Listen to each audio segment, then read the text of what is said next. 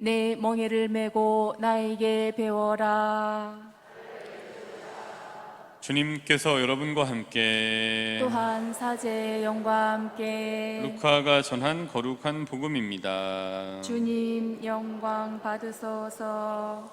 예수님께서 어느 안식일에 바리사이들의 지도자 가운데 한 사람의 집에 가시어 음식을 잡수실 때일이다. 그들이 예수님을 지켜보고 있었다. 예수님께서는 초대받은 이들이 윗자리를 고르는 모습을 바라보시며 그들에게 비유를 말씀하셨다. 누가 너를 혼인잔치에 초대하거든 윗자리에 앉지 마라. 너보다 귀한 이가 초대를 받았을 경우 너와 그 사람을 초대한 이가 너에게 와서 이분에게 자리를 내드리게 할지도 모른다.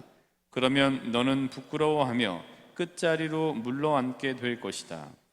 초대를 받거든 끝자리에 가서 앉아라. 그러면 너를 초대한 이가 너에게 와서 여보게 더 앞자리로 올라앉게 할 것이다. 그때 너는 함께 앉아있는 모든 사람 앞에서 영광스럽게 될 것이다.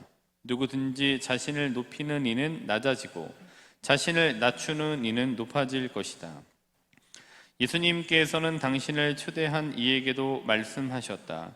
네가 점심이나 저녁 식사를 베풀 때 내 친구나 형제나 친척이나 부유한 이웃을 부르지 마라. 그러면 그들도 다시 너를 초대하여 네가 보답을 받게 된다. 네가 잔치를 베풀 때에는 오히려 가난한 이들, 장애인들, 다리 저는 이들, 눈먼 이들을 초대하여라. 그들이 너에게 보답할 수 없기 때문에 너는 행복할 것이다. 의인들이 부활할 때 네가 보답을 받을 것이다. 주님의 말씀입니다. 그리스도님 찬미합니다. 모두 자리에 앉으십시오. 찰스 킴블이라는 사람이 이렇게 얘기를 한 게 있습니다. 어떤 거냐면은 그 다음에 5가지 징후가 보이면 종교가 사람을 망치는 괴물로 둔갑할 수 있다. 그러니까 조심해야 된다. 그 종교가 사악해질 때는 다음에 5가지 징후를 보인다. 그때 종교는 종교가 아니라 괴물이다. 뭐 이런 맥락에서 얘기를 한 5가지가 있습니다. 첫 번째로는 어떤 거가 있냐면은 자기들의 종교만 절대적인 종교라고 주장할 때 5가지를 얘기했는데 첫 번째 자리 그거 놨고요. 그다음에 이제 첫 번째 자리에 있는 이거를 가지고 4가지가 이제 여기에 같이 따라올 수 있게 되는 것 같아요. 두 번째로는 맹목적인 순종을 강요할 때 조심해라. 세 번째로는 이 부분은 제가 이해가 잘 안 되는 부분인데 이상적인 시간을 정해 놓을 때 뭐 있습니다. 뭐 이 좀 각자 좀 이해를 해보셔야 되는 부분인 것 같아요. 3번은. 일단 4번째로는 목적이 수단을 정당화한다고 주장할 때 이때는 좀 징후가 안 좋은 거다. 이거 잘 분별해라. 5번째로는 신의 이름으로 성전을 선포할 때 이게 이제 5가지 징후를 얘기를 했습니다. 근데 이제 뭐 이해가 안 되는 부분 3번은 제가 안 되는데 나머지 부분들은 이해가 되고 동의가 많은 부분 되고 있습니다. 근데 뭐 첫 번째 자기들의 종교만 절대적인 종교라고 주장할 때 뭐 이 부분은 그러니까 우리 거를 이 부분은 이렇게 이해해 보고 싶습니다. 우리가 우리 거를 확실하게 알아야 되는 부분을 여기다 놓아야 되는 것 같아요. 그래서 우리가 우리 거를 아는 확실한 기준을 가지고 다른 종교에 있는 좋은 것들을 비교해서 이게 우리랑 비슷하네라고 이렇게 가지고 그거를 본받을 수는 있어요. 근데 뭐 다른 종교에 대한 이 대화를 하고 종교와 대화를 하고 거기에 있는 여러 가지 좋은 것들을 들으려고 하지 않게 만드는 그 자체가 이제 문제다라는 게 1번에 있는 자기들의 종교만 절대적인 종교로 주장할 때가 그 부분인 것 같습니다. 근데 이 5가지 징후를 제가 나름대로 정리해서 요약을 하면은 이렇게 볼 수 있는 것 같습니다. 그러니까 종교가 일상의 영역과 점점 멀어질 때 사악해진다. 제가 이렇게 얘기를 이렇게 한번 요약을 해볼 수 있는 것 같습니다. 그래서 이제 종교가 열렬한 이제 이거를 이제 본인들 거를 퍼뜨리기 위해서 전도를 하기 위해서 일상으로 들어가잖아요. 일상으로 들어가서 사람들을 일상으로부터 분리해서 자기들로 데리고 와요. 그리고 데리고 온 사람들을 일상으로부터 분리시켜 놓고 이것만 하게 하면은 그거는 문제가 있는 종교인 거예요. 오히려 종교는 일상으로 들어가서 일상에 있는 사람들을 잠깐 일로 와서 분리된 시간을 가르쳐주고 분리될 수 있는 방법을 가르쳐주면서 다시 복귀할 수 있게 만들어 놓고, 그래서 그 일상이 굉장히 잘 진행이 될 수 있도록 복귀 효과를 가질 수 있게 해주는 게 종교인데, 그렇게 하지 않는 종교는 일상으로 들어가서 일로 와, 여기에만 있어, 그리고 이렇게만 해야 돼라고 하면서 가족과 내 일상과 내 모든 것들을 분리시켜 놓으면은 그거는 분명히 문제가 있는 종교이라는 겁니다. 그래서 우리가 이제 이 종교를 가지고, 천주교라는 또 하느님을 믿는 종교를 가지고 있는 사람으로서 자주 강조해서 말씀드립니다만은, 이쪽으로 일주일에 한 번 아니면 하루에 몇 번, 뭐 기도도 그렇습니다만은 하루에 뭐 어떤 시간들을 분리하지만 그 분리는 반드시 일상으로의 복귀를 지향해야 된다. 그러지 않으면 안 된다. 그거는 신앙생활로서의 도피인 것 뿐이지 자기 생활로 돌아가서 복귀해서 그거를 만들어가는 것과는 멀기 때문에 그건 바람직하지 않다라는 겁니다. 그래서 우리만 특별하고 또 그거를 이제 굉장히 무비판적으로 맹목적으로 받아들이고 수단과 방법을 가리지 않고 우리 것만 챙기게 될 때, 그리고 이제 거기 이거를 가지고 굉장히 뭔가 화합이 돼야 되고 좀 더불어라는 게 가야 되는데, 그렇지 않고 다툼을 종용하면서 정당한 명분 없이 어용 종교가 되어 갈 때 종교가 사악해진다는 거다라는 걸로 이 5가지를 좀 이해해 봤습니다. 그러니까 이제 이런 거잖아요. 이제 우리가 특별하다고 생각하면 할수록, 즉 일상의 영역에서 멀어져서 분리되어 가면 갈수록 종교는 본연의 모습에서 멀어지게 되는 거고, 그렇게 됨으로 인해서 있어야 할 자리에서 있어야 할 모습으로 온전하게 서 있지 못하게 되는 거죠. 그러니까 애써 특별하게 만들어서 분리하려고 하면 할수록, 특별함을 강조하면서 분리하려고 하면 할수록 이라는 이 자세, 이 포지션은 굉장히 경계해야 될 부분이라고 봅니다. 그러니까 여기가 같은 맥락에서, 근데 이제 여러 이제 종교 사학자들이 종교라고 하는 교단이 성장하는 요건을 얘기해 놨는데, 종교라고 하는 이 어떤 특별한 교단이 성장하는 요건이 종교가 사악해지는 요인과 겹친다라고 하면 또 5가지를 얘기를 했어요. 근데 그 중에 한 가지가 뭐냐면은, 비슷해요, 맥락은. 교리를 절대화하는 거예요. 이건 이제 무비판적으로 만드는 거죠. 2번째 나옵니다. 무비판적으로 획일적으로 행동 강령을 마련해요. 그러니까 이거는 좀 무비판적으로 받아들이기 절대적인 순종을 어떤 것 하지 못하게 만들고 획일적으로 행동하게 만들어 놓고, 3번째로는 이제 여기에 무비판적으로 무조건적인 순종을 해라. 말이 좋아 순종인 거지 무비판적으로 복종해라 라는 걸 이제 끊임없이 주입하는 거죠. 이게 좋지 않은 거잖아요. 좋은 게 주입되면 좋은데. 근데 이런 이제 인풋이 계속 들어가니까 4번째로는 철동 같은 이제 소속감, 우리만 딱 선민인 거야 라고 하는 소속감을 갖게 만들고, 5번째로는 여기에 끼어들려면은 우리가 여기서 이렇게 해서 흔히 얘기하면 구원받기 위해서는 열심히 전도를 해야 돼, 당신도 여기 들어와야 될 수 있어 라고 하면서 좀 어떤 이 불안한 이 교리를 전하고 거기에 굉장히 열렬한 전도율을 보일 때 종교가 커진다, 근데 사악해진다 라는 얘기를 해요. 그래서 많은 부분 동의를 합니다. 근데 이 5가지, 사악해질 때 징후 5가지, 또 종교가 사악해지고 교단이 성공할 때의 조건이 겨울 겹친다는 5가지를 놓고 보면은 숨 쉴 틈이 없어 보이는 것 같아요. 여기 5가지에는. 그러니까 숨 쉴 틈 없이 몰아쳐서 그렇게 해야 된다라고 이제 아주 강조를 해서 이 세뇌를 시키는 거죠. 좋지 않은 걸 계속 인풋을 통해서. 그러니까 철저한 세뇌와 무비판적인 순종, 그러니까 맹목적인 복종을 요구하면서 특별함을 강조하는 모습들을 우리가 경계해야 되는 것 같아요. 근데 저희는 그렇게 하고 있나요? 저희가 무비판적으로 복종하실 수 있게 그러지 않잖아요. 그러니까 이거는 그냥 기준을 딱 잡으시면은 이거는 그렇지 않구나라는 거를 금세 알아차리실 수 있게 되죠. 그러니까 이제 종교의 기능이라는 거는 여러 번 말씀드렸습니다만은 그 기능 중에 하나는 일상을 살아갈 때 내가 사는 자리를 특별하게 만드는 방법을 더 많이 알아가게 하는 게 종교가 가지고 있는 순기능 중에 하나라고 볼 수 있습니다. 그러니까 일상이라고 하는 영역을 굉장히 특별하게 하는 것. 그래서 평범한 일상에서 이게 굉장히 특별하구나라는 것을 발견할 수 있는 시야, 발견할 수 있는 관점을 겸비할 수 있게 만들어 주는 것이 이제 종교의 기능이라고 볼 수 있는 것 같아요. 근데 이제 일상과 나를 애써 분리하려고 하지 않지만 다른 사람들이 보기에는 분리된 사람처럼 보이는 것, 그게 좀 이상적인 신앙인의 모습인 것 같아요. 내가 막 일상에 가서 나는 이거 하기 때문에 이거 안 해, 안 돼, 나는 이렇게 하지 않을 거야라고 분리된 말과 또 뭐 분리된 행동을 애써 하려고 않지만 그래서 잘 어울리지만 하는 걸 이렇게 보면은 뭔가 좀 다르게 분리된 것 같아. 자연스러운 분리인 거죠. 그래서 거북한 분리가 아니라 동경할 수 있는 분리를 이란 자세를 가지고 있는 게 이제 신앙인의 좀 이상적인 모습인 것 같아요. 지향점이 이제 거기에 있는 것 같습니다.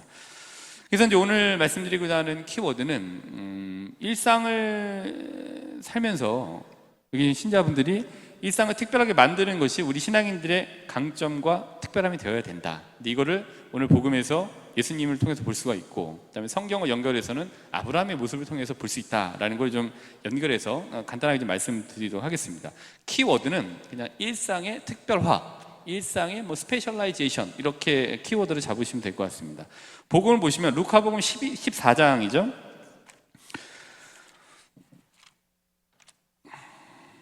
이거 아세요? 제가 막 얘기를 하는데 조용하게 저만 이렇게 딱 집중할 때 그 두려움이라는 게 있어요. 그 적막함의 두려움. 지금 굉장히 두렵습니다. 무슨 생각을 하실까? 루카복음 14장 1절부터 1절에서 7절, 그리고 7절에서 11절까지의 말씀이 루카복음 오늘 복음 말씀인데요. 제가 집중해서 왔던 절은 14장 1절입니다. 아무 특별한 얘기는 아닙니다. 예수님께서 어느 안식일에 바리사이들의 지도자 가운데 한 사람의 집에 가시어 음식을 잡수실 때 일이다. 저는 음식을 잡수실 때 일이다, 이게 오늘 제가 이렇게 좀 작고 앞서 그거랑 연결시켜서 말씀드렸던 구절이 이겁니다. 1절, 음식을 잡수실 때 일이다. 근데 음식을 먹는다는 행위가 특별한 행위가 아니잖아요. 그냥 평범한 행위인 거, 일상적인 행위예요. 새끼를 먹는다는 것 자체가. 근데 이런 일상적인 행위가 특별해졌다면 오늘 복음을 놓고 봤을 때 그 자리에 왜 그러냐면 예수님이라는 분이 계셨기 때문이에요. 근데 이 분이 애써 내가 특별한 사람이라고 하지 않고 당시에 굉장히 많은 그 네임 밸류가 이 값어치가 상승하고 있는 이 예수님이라는 브랜드 가치가 굉장히 상승하고 있는 중에 아무 데서나 가서 그냥 음식을 잡수시는 거예요. 그러니까 특별하다고 생각했던 사람이 아무 데나 가서 특별하다고 생각하지 않고 먹고 있으니 그 자체가 이제 특별한 일이 되어버리게 되는 거죠. 근데 이제 여기 계신 분들이 아무리 자기가 뭐 선출돼 갖고 특별한 지위에 있다고 하더라도, 그 사람이 라면을 먹는다고 하고 그 사람이 국밥을 먹는다고 하더라도 그 사람이 특권 의식을 가지고 와서 먹으면 그 사람은 특별하게 생각하시겠습니까? 그렇지 않죠. 특별하게 생각하는 거는 그 사람이 그러한 어떤 지위가, 부여된 지위가 있더라도 여기에 와서 정말 뭔가 난 특별한 게 아니라 그냥 이렇게 먹는 거라고 했던 그 자세를 보고 그 사람을 더 특별하게 생각할 수 있게 되시는 거죠. 그러니까 특별하다고 분리된 사람이라 생각하는 사람이 와서 특별한 이미테이션, 모방을 한다고 그게 특별해지는 건 아닌 것 같아요. 근데 예수님을 특별하다고 생각하는 거는 당시 사람들이 특별하다는 분으로 이렇게 가치가 높아졌을 때 아무 일 없이 이 사람한테도 가고 그다음에 저기에도 가서 그냥 일상적인 행위들을 하시니까 그게 더 특별하게 생각이 되어졌던 거죠. 일상적인 영역에서의 특별하다라는 거는 어떤 지향으로 무슨 일을 하느냐, 그리고 특별하게 생각하는 누군가가 그 자리에 어떻게 있느냐, 그래서 어떻게 하느냐가 일상적인 영역의 특별화를 결정짓는 요인 중에 하나라고 보여집니다. 그러면서 이거를 염두에 두시고 8절과 9절을 한번 보시면은, 누가 너를 혼인잔치에 초대하거든 윗자리에 앉지 마라. 너보다 귀한 이가 초대를 받았을 경우 너와 그 사람을 초대한 이가 너에게 와서 이분에게 자리를 내드리게 할지도 모른다. 근데 여기서 너보다 귀한 이, 그리고 이분에게 자리를 내드리기 위해서 이분은 특별한 사람인 것 같아요. 잔치라는 거를 그냥 잔치로 보기보다는 내가 있는 일상의 영역, 또 내가 참여하는 또 다른 일상의 영역을 잔치라고 놓고 봤을 때 이렇게 특별하게 이 사람이 귀한이라고 하고 이분에게 자리를 내어드리게 하면 특별하게 대접을 받게 되는 거는 여기에서 지위의 높고 낮음이 아니라 잔치를 주관하는 이, 그 호스트를 나라고 가정하고 아니면은 내가 살아가는 삶의 영역을 잔치라고 가정했을 때 그 초대를 했던 사람은 어떻게 생각하고 그다음에 어떻게 대하느냐에 따라서 지위 고하를 막론하고 높고 낮음이 정해지는 것 같아요. 거기서는 그 한 사람이라고 하는 그 한 사람의 품질을 높게 생각할 수 있게 되는 것 같아요. 근데 그렇지 않았을 경우에는 분리된 사람이라고 하는 특권의식을 가지고 와서 거기에서 그렇게 했을 경우에는 한 사람이라고 하는 품질이 평가받을 때는 굉장히 낮게 받을 수 있게 되는 것 같아요. 그래서 특별하다라는 거는 특별한 뭐 출생도 있고 특별한 뭐 지위도 있겠습니다. 그거보다는 그냥 그 영역에 가서 그 자리를 특별하게 만들 수 있는 사람이 특별한 사람인 것 같아요. 신앙에서 말하는 신앙인은 그런 사람이 되어야 되는 것 같고. 근데 여기 오신 신자분들이 만일에 저를 밑으로 생각한다면 저는 밑에 있는 거죠. 예, 밑에. 제가 하는 행위가 꼴 보기 싫고 제가 하는 행위가 괘씸하면 저를 밑에 두면 제가 뭘 한다고 했을 때도 제가 밑에 있는 거죠. 그러나 저를 특별하게 생각하신다라고 한다면은 저는 제가 하는 게 별거 없더라도 윗자리에 있게 되는 거죠. 저는 잘 모르겠습니다만은. 저뿐만 아니라 여기 계신 우리 신자분들 마찬가지예요. 내 생활이나 내 처지를 내 밑으로 생각하면은 저 밑에 있는 거겠죠. 근데 내 생활이나 내 환경, 여건이나 내 처지를 특별하게 생각하면 내 처지나 환경은 저 위에 있게 되는 것 같습니다. 그래서 어떻게 하고 어떻게 만들어 가느냐가 특별함과 아니면 그 품질을 높고 아니면 또는 품질을 낮게 만들어 주는 게 되는 것 같습니다. 이런 맥락에서 창세기 18장 1절을 보면은 창세기 18장 1절 한번 보실까요? 이것도 정말 아무런 특별한 게 없어요. 근데 저한테는 되게 특별했는데 어떤 거냐면은 18장 1절은 주님께서는 마므레의 참나무들 곁에서 아브라함에게 나타나셨다. 아브라함은 한창 더운 대낮에 천막어기에 앉아 있었다. 근데 아브라함은 한창 더운 대낮에 천막어기에 앉아 있었다. 근데 이제 읽는데 이게 굉장히 특별한 거예요. 근데 이 문장 자체는 별로 특별하지 않아요. 근데 이거를 재구성해 보면은 이런 거예요. 그냥 아무런 특별한 게 없는 거예요. 아브라함이 산본에 산다고 가정해보죠. 아브라함은 한창 더운 대낮에 산본 산책로에 앉아 있었다. 네, 담배 피면서 뭐 이런 거잖아요. 근데 더 하면은 저 이제 산본 성당 주임 신부는 한창 더운 대낮에 성모상한 벤치에 앉아 있었다. 아무 특별한 게 아니에요. 그냥 일상적인 거예요. 근데 여기에서 한창 더운 대낮에 집 벤치에 앉아서 사람들이 왔을 때 그 사람과 굉장히 잘 만나서 뭐 얘기를 하고 뭐 이런 뭐 기도를 할 때 그때 그 영역은 특별하게 되는 거죠. 상황이나 사람 자체가 그런 것 같습니다. 특별하게 생각할 여지가 없는 거예요. 아브라함이 할 건. 근데 그 자체가 굉장히 특별하다고 봐요. 왜냐하면은 아브라함이라고 하면 저희가 굉장히 큰 믿음의 조상으로 생각하는 신앙의 선조로 아브라함을 생각하는데 이 아브라함이 대낮에 천막어기 집 앞에 있는 벤치에 앉아서 망중왕을 즐기고 있는 이 모습이 굉장히 특별한 것만 나오니까 그냥 특별해 보여요. 그리고 여기 굉장히 평범해 보였던 이 장소에서 지나가던 하느님들의 길손들을 하느님의 메신저를 생각해서 초대를 합니다. 그리고 그 사람들의 메시지를 들어요. 그러니까 이거를 통해서 아브라함이 여러 가지 이제 하느님께로부터 오는 메시지를 듣게 되죠. 별거 아니었던 일들 영역에서 하느님들의 메신저로 받아들이고 다시 일상적인 영역이었던 그 천막어기가 그걸 특별하게 받아들이는 그 순간 굉장히 특별하게 공간 자체가 변하게 되는 거죠. 아브라함이 길손들을 하느님의 메신저를 생각하지 않고 그냥 지나쳐 봤다면 그냥 거긴 특별하지 않았을 거예요. 그냥 망중왕을 즐기는 거였겠는데 그 큰 신앙의 성조가 그 천막어기라고 하는 일상에서 있고 그 일상에서 특별함을 발견해갖고 그 시간하고 그 공간을 특별하게 만들었기 때문에 이게 특별함으로 가능했던 것 같아요. 이게 아브라함이 천막어기에서 누렸던 일상의 스페셜라이제이션이라고 좀 볼 수 있는 것 같습니다. 우리가 시간을 특별하게 만들고 공간을 특별하게 만드는 거는 결국엔 어떤 지향을 갖고 어떻게 하느냐, 또 나라고 하는 사람이 어느 공간이나 영역에 갔을 때 거기를 어떻게 특별하게 만드느냐, 어떤 지향을 갖고 어떻게 어울리냐가 나라는 사람의 그런 이 품질을 높게 만드는 것 같아요. 그리고 나라는 사람의 품질을 낮게 만드는 것 같아요. 나는 이런 사람이야 라고 해서 접근을 하면 요즘 분들이 뭐 보통 분들이 아니니까 낮게 생각할 거예요. 품질이 낮아질 거예요. 그러나 그런 거 없이 가서 이렇게 하면서 아 이런 게 있었지라고 하고 여러 가지 좋은 복음적 친화력을 가지고 접근했을 때 그 사람의 품질이 높아질 수 있게 되는 것 같아요.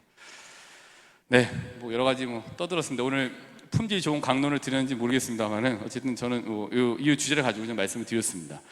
하느님을 일상과 분리시켜서 특별한 자리에만 놓으려고 하면 할수록 현대 사회에서 하느님이라고 하는 분의 매력은 점점 줄어들게 되는 것 같아요.